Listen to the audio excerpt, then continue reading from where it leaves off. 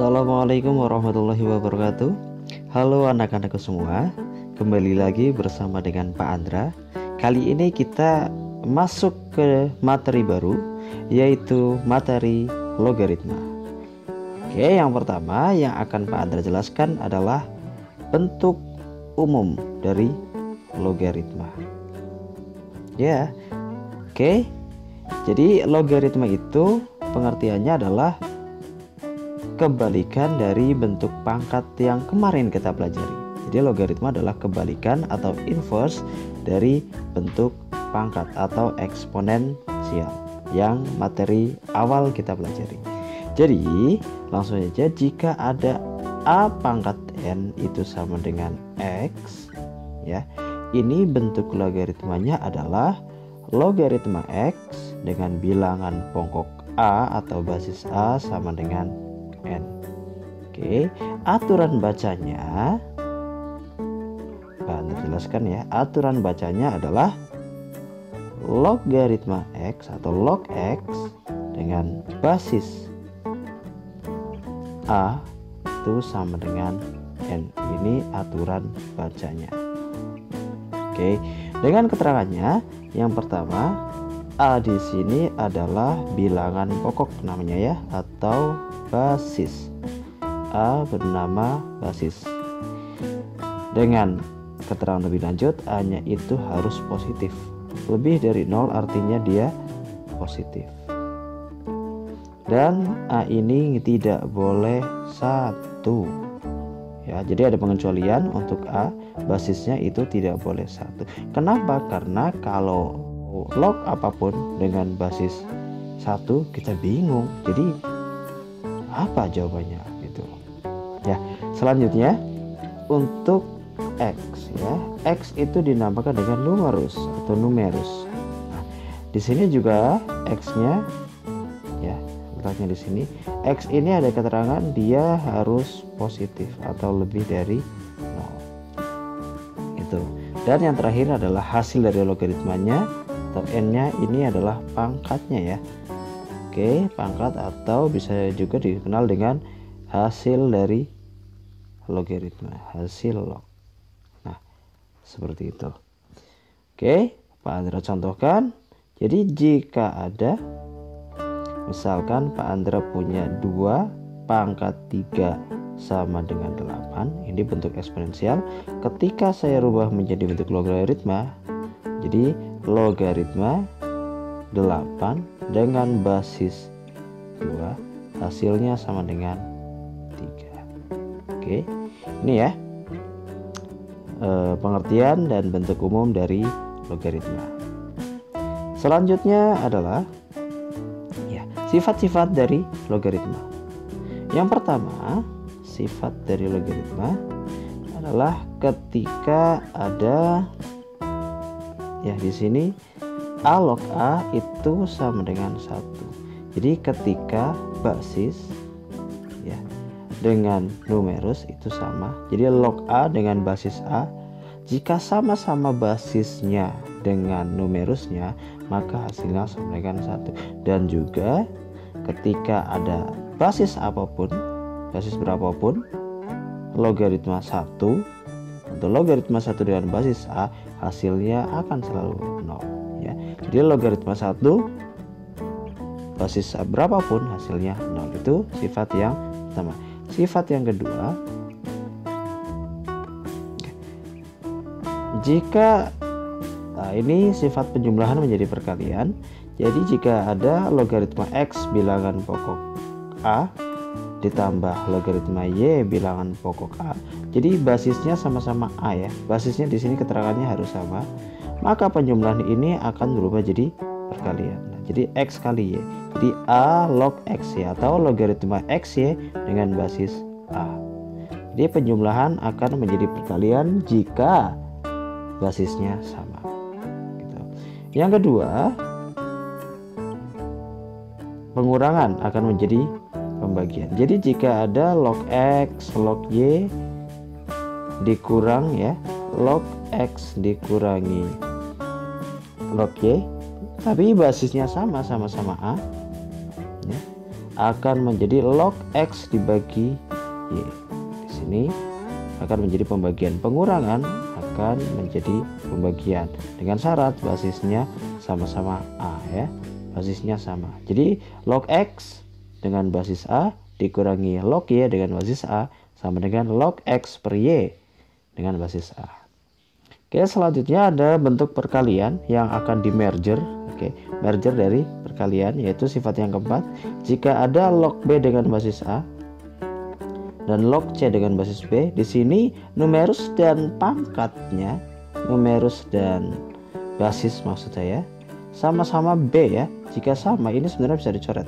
Nah, akan di merger menjadi A log C. Jadi depan log belakang atau log C dengan basis A. Seperti itu ya. Jadi seolah B-nya kita coret. Jika ini tandanya perkalian. Oke, selanjutnya adalah sifat yang kelima, yaitu jika ada log X dengan pangkatkan N ya di sini dengan basis A pangkat M, maka N per M ini kita bisa tarik ke depannya akan sama dengan N per M kali log X dengan basis A gitu ya. Jadi pangkat dari numerus dan pangkat dari basis bisa menjadi pembagian. Nah, oke, seperti ini. Ini yang sifat kelima. Selanjutnya sifat yang keenam. Oke. Ketika ada log X dengan basis A, ini bisa dipecah ya menjadi dua bagian bentuk pembagian. Yaitu akan sama dengan log X per log A. Dengan basisnya itu terlahir basis baru. Jadi terserah ini ya. Basis C ini muncul dengan bebas. C-nya bebas ya, asalkan sama. C bebas dan sama. Saya kasih keterangan bebas dan sama ya. Untuk C-nya ini terlahir baru, bebas dan sama. Oke, selanjutnya untuk sifat yang nomor 7. Jika ada log X dengan bilangan pokok A, itu bisa dibalik menjadi 1 per log A bilangan pokoknya atau basisnya X. Nah, nih. Awalnya A sebagai basis, X-nya sebagai numerus, itu akan sama dengan 1 per dibalik. Jadi A-nya yang tadinya basis menjadi numerus, X-nya yang tadinya numerus menjadi basis. Jadi kalau saya baca kan, jadi log X dengan basis A sama dengan 1 per log A dengan basis X. Nah ini ya, bisa dibalik.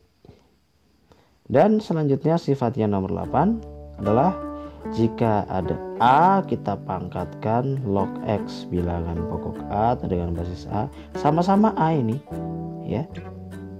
Jadi ada modal perpangkatan yang pangkatnya berupa logaritma dan basisnya itu sama dengan bilangan yang akan dipangkatkan, maka seolah A-nya kita lebur dengan sisa X-nya gitu.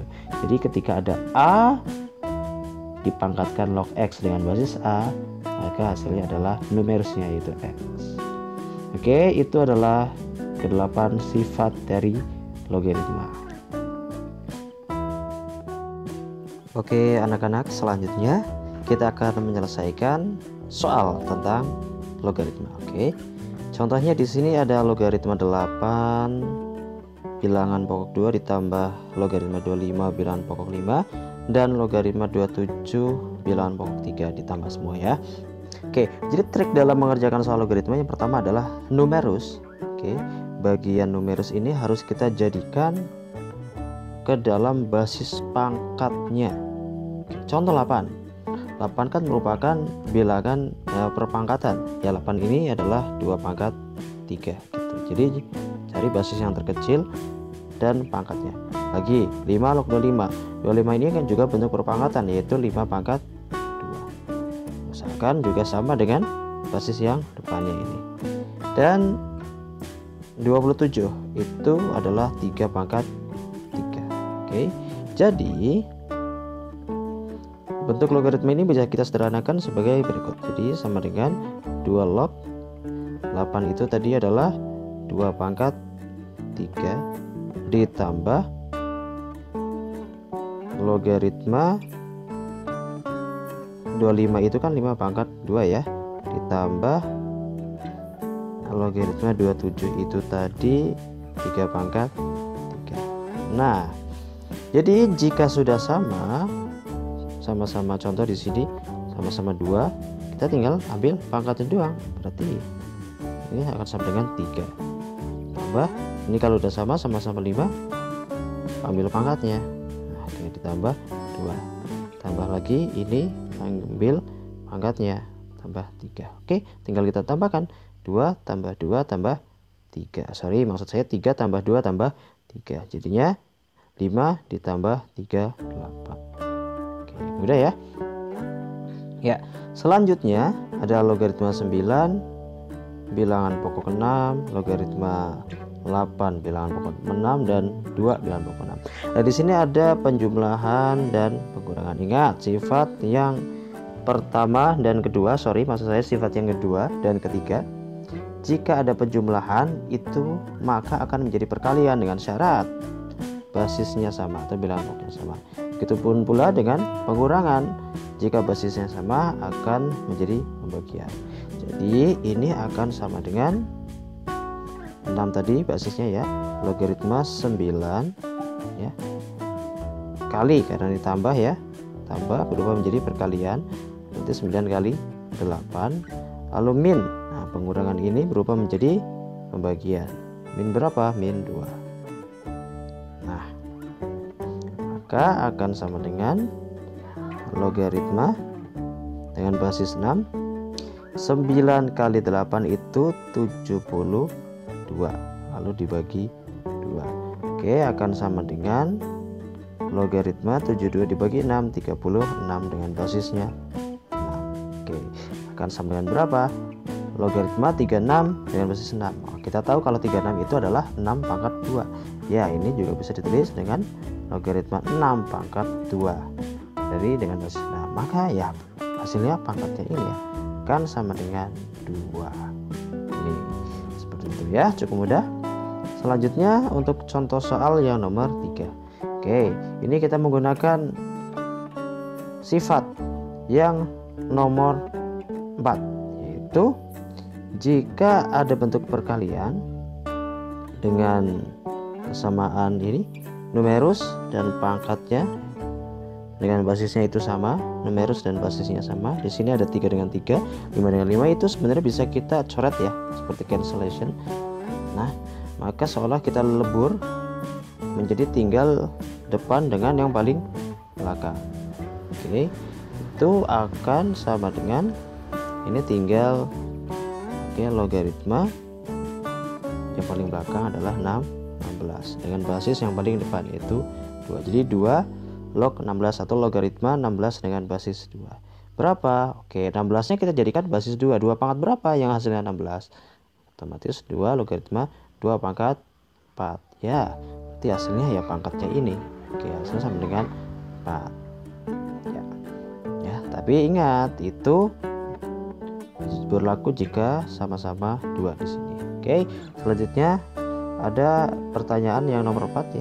Tadi nomor 3 sudah, sekarang yang nomor 4 adalah logaritma 16 dengan basis 8. Nah, ini juga sama, ada sifatnya. Jadi kita jadikan ke basis yang paling kecilnya. Oke, berarti kita sama dengan 8 itu adalah 2 pangkat 3 ya.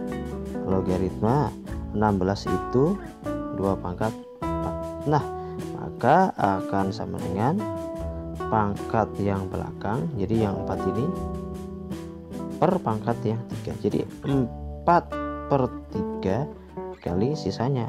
Oke, 2 log 2 atau logaritma 2 dengan basis 2. Oke, karena kita tahu 2 log 2 itu hasilnya itu nanti sama dengan 1 ya, maka akan sama dengan 4/3 kali 1 ya, hasilnya 4/3. Oke, seperti itu ya. Dan selanjutnya adalah yang nomor 5. Ini kita menggunakan sifat yang terakhir yaitu yang nomor 8. Oke, sifat yang nomor 8. Kenapa? Karena di sini ada 3, lalu kita pangkatkan logaritma 5 dengan basis 3 juga. Jadi jika ada bentuk perpangkatan yang pangkatnya logaritma yang basisnya sama dengan bilangan yang dipangkatkan, sama-sama 3 di sini, dan yang kedua yang belakang juga sama-sama 2, maka langsung diambil numerisnya. Hasilnya adalah numerusnya. Oke, berarti hasilnya di sini 5 ya. Oke, saya ganti pulpen. Maka ini sama dengan 5. Nah, ditambah. Oke, ini juga sama. Jadi seolah dicoret, yang ini juga coret. Kita ambil numerusnya. Berarti ditambah 3 ya. 5 ditambah 3 ya sama dengan 8. Nah, seperti itu ya. Cukup mudah. Asalkan kalian memahami konsep dari sifat-sifatnya dan harus hafalkan dan pahami. Pelajari, hafalkan, dan pahami sifat-sifat yang 8 tadi ya. 8 sifat yang ada. Nah, ini sifat 1, 2, 3, 4, 5, 6, 7, 8 harus kalian pahami dengan baik. Oke, demikian penjelasan saya tentang logaritma, sifat-sifatnya, dan contoh soal. Demikian dari saya. Jika ada salah kata, mohon maaf. Terima kasih. Wassalamualaikum warahmatullahi wabarakatuh.